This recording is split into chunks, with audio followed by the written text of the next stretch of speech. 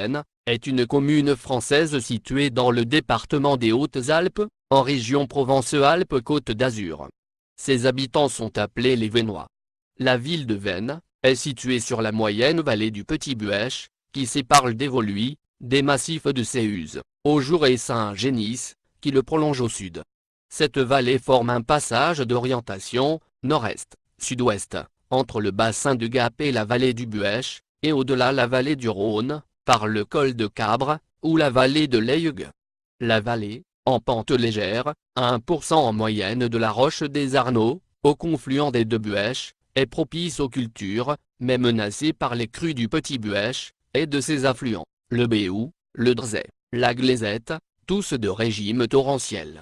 La ville s'est installée sur la rive droite du Petit Buëch, le long de la Glaisette, à l'abri de la montagne des Aigaux, qui la protège des vents d'ouest. Les espaces cultivables sont nombreux, dans la vallée, et dans les vallons adjacents, tels que Saint-Marcellin, Glaise, Châteauvieux, le Béou. La montagne, au nord, est couverte de forêts exploitées. Toponymie.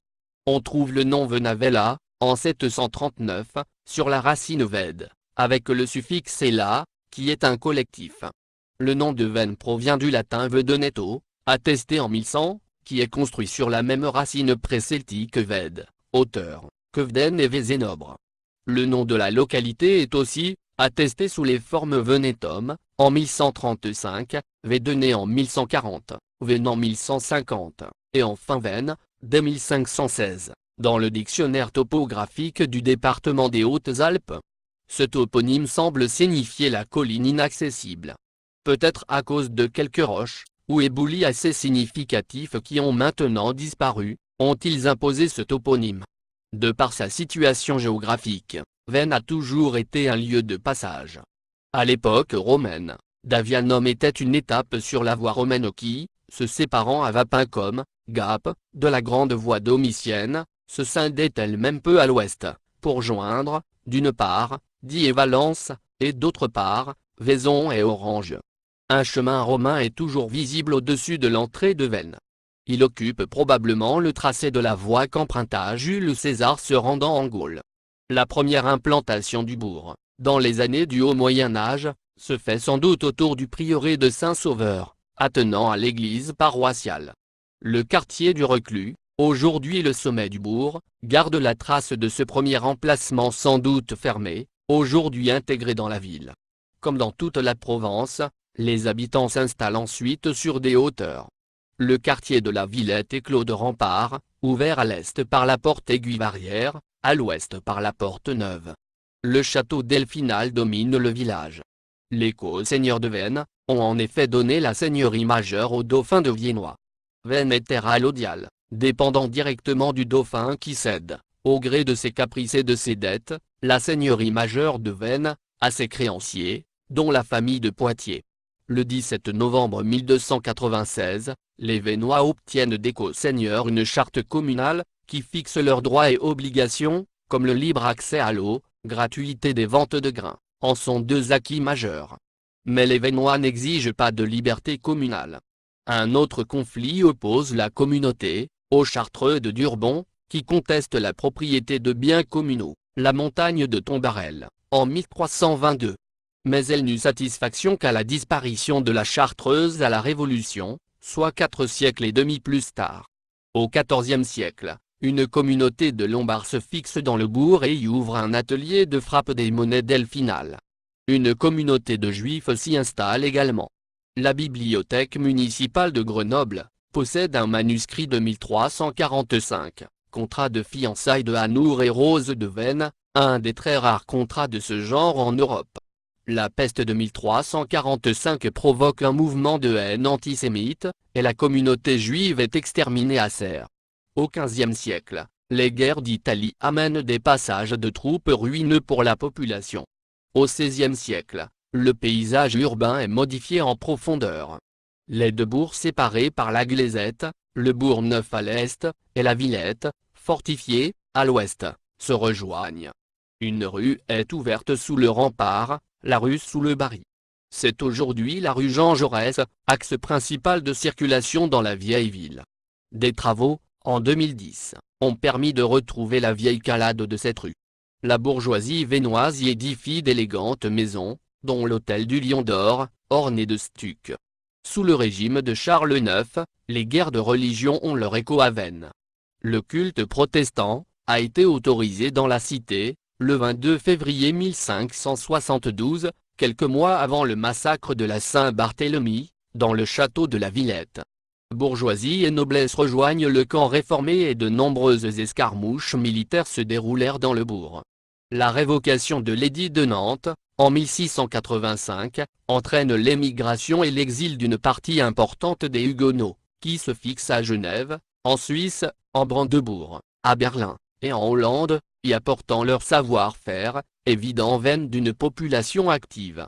Abraham Patra devient gouverneur des Indes néerlandaises, André de Révillasque, général en Brandebourg, Jacques de Maffei, maître horloger à Genève, et Salomon Jordan, pasteur à Butzow, authentique colonie vennoise. Jacques Galande, un apothicaire, participe à la fondation de Bad Karlsenschaffen, sur la Vézère, une autre colonie vennoise. La guerre contre la Savoie, en 1692, cause un autre désastre. En effet, un incendie détruit en partie le bourg. Le château de la Villette est à demi détruit. Pendant le XVIIIe siècle, la villa peine à remonter son économie. La Révolution permet le partage des biens nationaux, sur lesquels on ouvre le nouveau cimetière, ce qui assainit le quartier de l'église. Veynes récupère enfin la propriété de la montagne de Tombarel. Les familles bourgeoises, désormais au pouvoir, envoient leurs enfants faire des études à l'étranger. Un fils du pays, Jules Jean-Baptiste Anglès, sert Napoléon, puis la Restauration, comme ministre de la police. Son oncle Charles Grégoire, religieux défroqué, poète à ses heures, est un maire qui commence l'embellissement de la ville. Plusieurs autres enfants rejoignent l'école polytechnique ou l'armée, le colonel Mounier, le général Coréard. L'insurrection de 1852, contre Louis-Napoléon Bonaparte, mobilise une société secrète républicaine, la Nouvelle Montagne, trop peu nombreuse pour inquiéter le nouveau régime, mais les chefs sont condamnés à de lourdes peines. L'arrivée du chemin de fer en 1875, grâce à l'ingénieur Adrien Ruel, donne un nouvel essor à la ville. La ligne de Lyon-Perrache à Marseille-Saint-Charles, via Grenoble, du PLM, y fait un rebroussement, ce qui amène la compagnie à y établir un important dépôt de locomotives. La construction d'une ligne Livron, Aspres-sur-Buèche, en provenance de Valence, est le prolongement de ces lignes vers Gap puis Briançon, constituant ce qu'on appela l'étoile de Veynes, font de la gare de Veynes le point central du trafic ferroviaire des Alpes du Sud. Une fraction importante de la population vit alors de l'activité ferroviaire. La Maison Rouze, aujourd'hui devenue HLM, est le premier logement social destiné aux familles cheminotes. Bâtie dans l'ancien hôtel du Lion d'Or, dont elle garde des stucs fin Renaissance, elle arbore aussi les symboles LA, où certains voient les initiales de Louis Rouze, ou l'équerre et le compas maçonnique, Rouze étant un incorrigible anticlérical. De ce passé, la commune a gardé le surnom de Veynes-la-Rouge en raison de l'engagement politique des nombreux cheminots habitant la ville. Les noms de rue témoignent encore: Jean Jaurès, Henri Barbus, Robespierre. Ce sont les frères Marius et Léon Cornan qui ont organisé l'extrême gauche vennoise, fondant la libre pensée. Léon devient avant la Première Guerre mondiale maire, député et conseiller général. Après la guerre, il est élu au Sénat et meurt en 1929. Le déclin de l'activité ferroviaire dans les années 1970, prive la ville de centaines d'emplois et l'oblige à une reconversion difficile. Elle se tourne vers l'énergie solaire en 1976. En 1981, Veynes était la ville la plus solarisée de France, grâce à l'activité conjuguée de la commune, particulièrement de Madeleine Roux, le maire adjoint, de l'entreprise Estea Veynes, et de l'association d'études de l'énergie solaire. Lors des fêtes solaires, on croisait ingénieurs, inventeurs, journalistes. On parle de Veynes dans Newsweek, dans un journal de Hong Kong, et dans la totalité de la presse française. Le changement politique à la tête de la mairie, l'élection de Daniel Chevalier, PS, au Conseil général, et à la mairie, entraîna l'arrêt de l'expérience. En 1989, la privatisation des services eau assainissement, provoque une mobilisation populaire avec plus de 300 recours, devant le tribunal administratif de Marseille, rédigé par Etienne Tête, un boycott organisé des paiements à la CGE. Avant que le tribunal administratif de Marseille n'annule l'affermage, sur des motifs de droit, le maire Daniel Chevalier avait déjà cédé sur le plan politique, et était revenu en régie municipale. Un documentaire sur l'affaire de l'eau fut réalisé par la télévision allemande, car exemplaire d'une mobilisation collective pour défendre un bien naturel, l'eau, dans des années où la conscience écologique commence à poindre. Personnalité liée à la commune. Jean Galande, originaire de Veynes, fut pasteur à Corps, en Isère, vers la fin du XVIIe siècle. À sa mort, sa veuve Charlotte, née Gondre, son fils Jacques et sa femme née Jordan, émigrèrent en Allemagne où le couple fit souche. Adolphe Galande, as de la chasse allemande pendant la Seconde Guerre mondiale, était un de leurs descendants. Jean-François Anglès, 1736-1823, né à Veynes, député des Hautes-Alpes, est premier président de la Cour royale à Grenoble, ville où il est décédé. André Pinchina, né le 29 janvier 1753 à Veynes, fut député à la législative, en septembre 1791. Adrien Ruel, né à Gap, le 20 juin 1815, mort à Paris, le 28 octobre 1887, ingénieur en chef des ponts et chaussées, directeur de la construction à la compagnie du PLM, fut le créateur de l'étoile ferroviaire de Veynes. Sa statue domine la fontaine de la place qui porte son nom. Son fils Adrien fut membre du conseil municipal de Veynes. Il continua son œuvre, notamment en créant des logements, pour les cheminots de Veynes. Lucien Bonsignour, que j'ai bien connu lors des vogues de la Forie, professeur musique, pianiste, chef d'orchestre. Dominique Chex, ce jeune paysan né en 1730 dans la ferme de la Grangette, à côté de Berthaud, est le pionnier de la botanique alpine, une science que le Suédois Carl von Linné venait de créer. Ami de Dominique Villard, Chex herborisa dans la région, classa les plantes et en découvrit beaucoup.